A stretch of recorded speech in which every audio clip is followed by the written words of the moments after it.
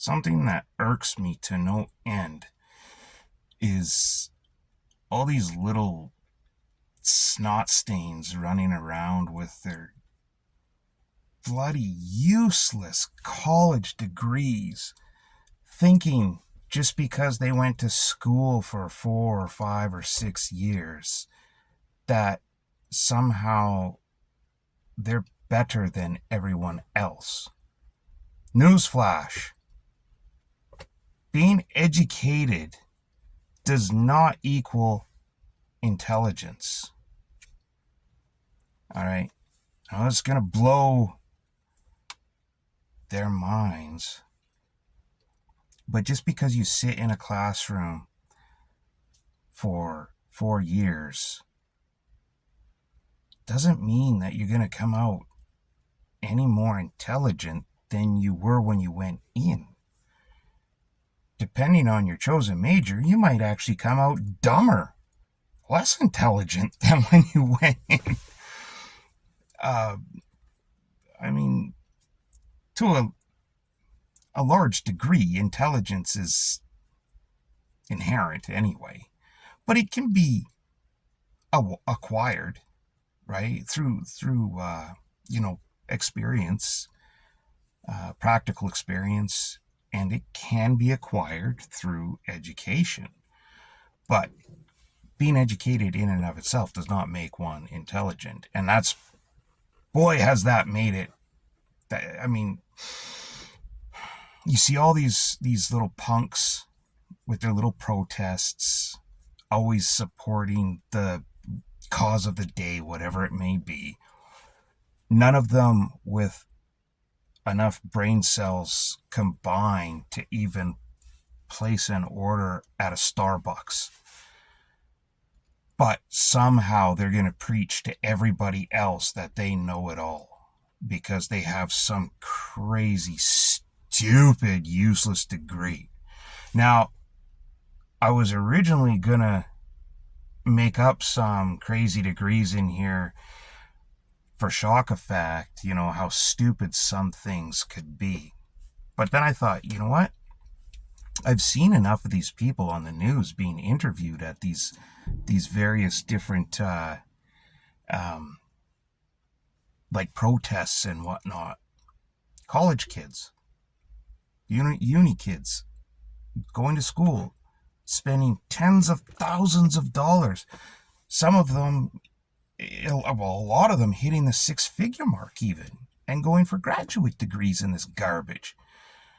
And I hear what they're studying. I thought, well, why should I make stuff up? Because the real life is crazier than anything I could make up. So here are a few actual degrees. These are actual degree programs offered by, and these aren't like some fly-by-night universities or something, a degree mill.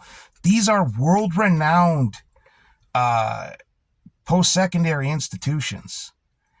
Like every uni on this list that I'm going to read, there are four degree programs, 3 degree programs, 1 certificate. These are all world-class universities. So first, start with a certificate. I believe it's a 1-year program. University of Saskatchewan, very well known, very prestigious university. It's a certificate. Title of the certificate: Queer Theory, Gender Diversity, and Sexuality Studies. I why? If you're that interested in this kind of stuff, you can learn this on your own. You don't have to spend tens of thousands of dollars to go to school and have someone preach it to you. You can just go to the library. Library. You can just Google this stuff. You can look it up online. But really, you could go to your local municipal library and look up everything you ever wanted to know about this stuff. Another one, Simon Fraser University. Again, excellent school. This is a Bachelor of Arts program. 4-year Bachelor of Arts. 4-year degree. Think about that. 4 years. 4 years. This one, Gender, Sexuality, and Women's Studies. Again, I don't know what you would ever do with this. Now, okay, women's studies. Well, I looked for one that would be gender, sexuality, and men's studies. Surprise, surprise, no. There are a number of ones that swap the terms around and add like queer stuff or indige queer or two-spirit stuff, that kind of crap, but none of them have and men's studies. So I guess men are just trash. Who cares? Or they think, oh, men are so simple. I mean, they're so simple to figure out. They don't need to be studied. They're just too simple. But women, oh my goodness, women, well, that could be a graduate program in and of itself. Women are so complicated and they have special needs and they have special problems, so they need to be studied thoroughly. People need to learn about this because you can't figure it out on your own. Even women can't figure out themselves because they don't know. And the next two come from UBC, University of British Columbia. Again, one of the top ranked universities worldwide, routinely. Excellent medical program, excellent engineering program. I've hired a lot of kids out of UBC over the years from their engineering program, and they've all been top notch. Of course, not as good as anybody I've ever hired out of BCIT, but, you know, close second or so. Yeah, I'd say. So these two from UBC. First one, First Nations and Indigenous Studies. 4-year Bachelor of Arts degree. What would you do with this? Nobody wants this stuff. And then the other one, the last one I have on the list here, also from UBC, another 4-year degree program. It just blows my mind. 4 years people spend doing this. 4-year Bachelor of Arts. Gender, Race, Sexuality, and Social Justice. I still don't understand the point of social justice. Because all I ever hear from these people that tout this bullshit is they want everything for nothing. They don't want to work. They don't want criminals to be punished. They want white men to go to hell. And they want to decolonize everything, which is just a fancy way of saying de-whiting everything. I have no idea what they will do or what they would do if good old Whitey, their punching bag, actually left. You know, to paraphrase good old Richard Nixon, Richard Milhouse Nixon, you won't have white men to kick around anymore. So what are you going to do? I said paraphrase. So these people that come out of these types of programs, what do you think you learn in 4 years when you're studying things like gender, sexuality, and women's studies? What do you think that you're going to come out of there with that's going to help you improve mankind as a whole? What do you think you're going to learn that's going to help you improve the environment, improve your surroundings, improve your community, improve your family, improve yourself? You're not going to learn jack squat. And they come out of there with inflated egos, thinking they know it all. I'm so smart. I'm so intelligent. I know everything. No, you don't. You don't know jack squat. You're, like I said, likely dumber now than you were when you went to school. So these little shites, they need to be reminded over and over and over again. Intelligence does not equal... The intelligent... I'm intelligent. Education does not equal intelligence. Okay. I mean, if you want to learn something useful and you want to be an effective contributing member of society, a person that can make a difference, a person that can help everybody for generations to come, then go to school to become educated and intelligent, in something, you know, actually useful, something that you can build upon, build a career upon, start a family, because you will be successful, you will have money, you will be able to buy a house, you'll be able to buy a nice vehicle, you'll be able to have kids and not have to worry and live paycheck to paycheck. So go to school. I'm not saying don't go to school. A lot of people say college is a waste of money now and you shouldn't go, or post-secondary, any type of, just don't do it. And I think that's a pendulum swing in the other direction. For the longest time it was everybody had to go to school and get a degree, but it didn't matter what it was. And I always thought that was ridiculous. I'm not going to go to school and waste or invest, depending on how you look at it. You're either investing your time or you're wasting your time, depending on what you're studying.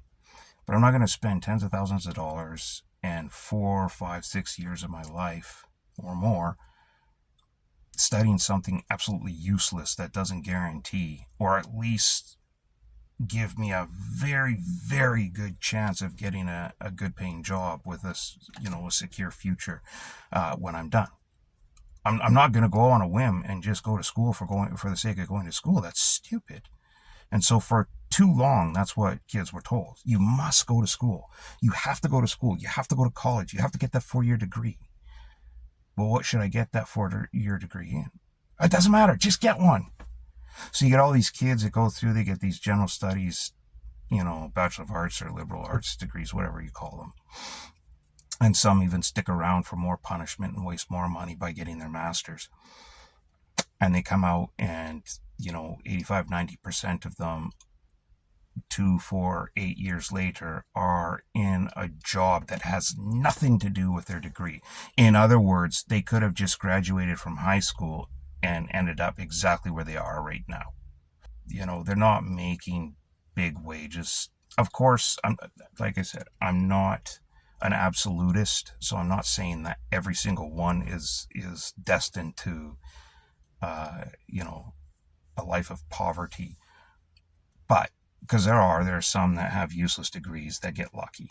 If you get into the government of any level, pretty much you could be an absolute retard and still work your way up and make $120,000 a year with all the benefits and a gold-plated pension. We see it here in Canada all the time. I'm sure it's the same in other countries, especially when it comes to the federal level.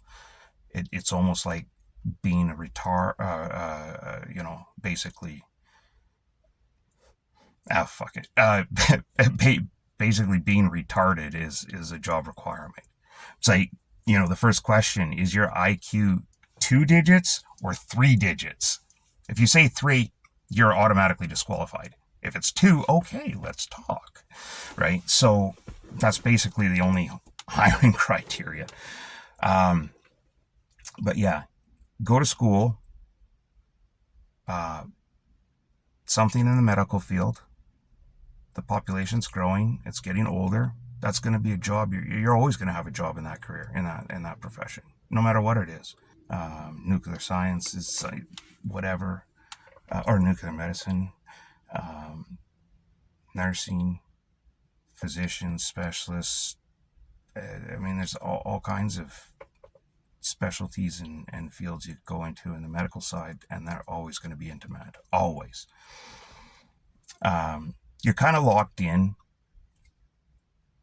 where, as far as earning potentials go, because a lot of them are kind of set, but again, you're making pretty good money right out of the gate too. Other fields like technical fields, engineering, of course, again, with the so-called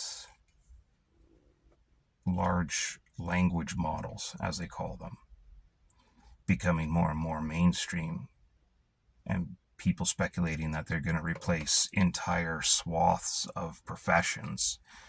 The one thing that within at least my lifetime, and I don't think, likely will happen in any reasonable amount of time being in the next, dozens of decades probably, will any kind of language model, large or Uber or whatever it may be, is going to replace actual engineers, because there's a lot more to engineering than something like that can do. So you're going to be safe for a very, very long time. Trades, again, the population's growing, which means we need more housing, we need more hospitals, we need more schools, we need more roads, we need more airports, we need all of that beautiful, beautiful infrastructure that comes with a growing civilization. So there's all kinds of different branches you go, like environmental infrastructure, because with more population comes more poop. So you got to get that. You got to move that poop somewhere, and you got to deal with it. So all of these things, these are just going to increase. So trades, you can't really go wrong with that. Electrical, plumbing, welding, all of that kind of stuff. That's where you spend your money. That's where you invest your time. And you come out of these you come out of these programs, whether you come out of something in the medical field, in engineering, in the trades, any one of those you come out of, and you're making good money right out of the gate. As a junior hire, you're making good money. So that's where, in a lot of cases, in a lot of these fields, you're probably making more money when you get hired right out of school than somebody with one of these queer theory, gender diversity, and sexuality studies certificates or degrees will be making 10 years from now. You're going to be making more than them probably on graduation day, and chances are you're going to have a job before you even walk across the stage. I did. A lot of my friends did that I went to school with. I think we all had, and it wasn't just one, it was multiple offers. I had 3 offers myself, like 2 from 2 different divisions at BC Hydro, and then the place that I actually chose to go, because I wasn't ready to retire yet when I graduated school, so I didn't want to work for government right away. But the point is, I had those offers ready to go, right before I even graduated, before we even wrote finals.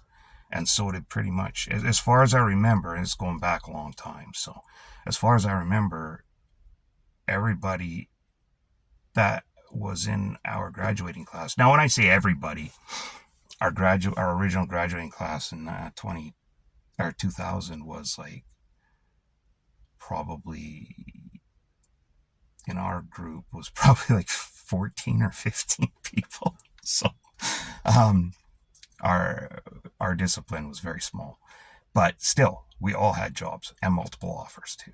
And none of us have been, the ones that I've been kept in contact with, none of us have ever been without work if we didn't want to. We've all taken a little bit of a hiatus here and there because it can be pretty stressful sometimes. But you also make enough money that you can do that. You can take like months off. If you want to change positions, change careers, and you don't want to go right in from one to the other, you can do that. And it's not even going to hurt you financially. So, something to keep in mind. But yeah, just the lesson. Being educated does not mean being intelligent.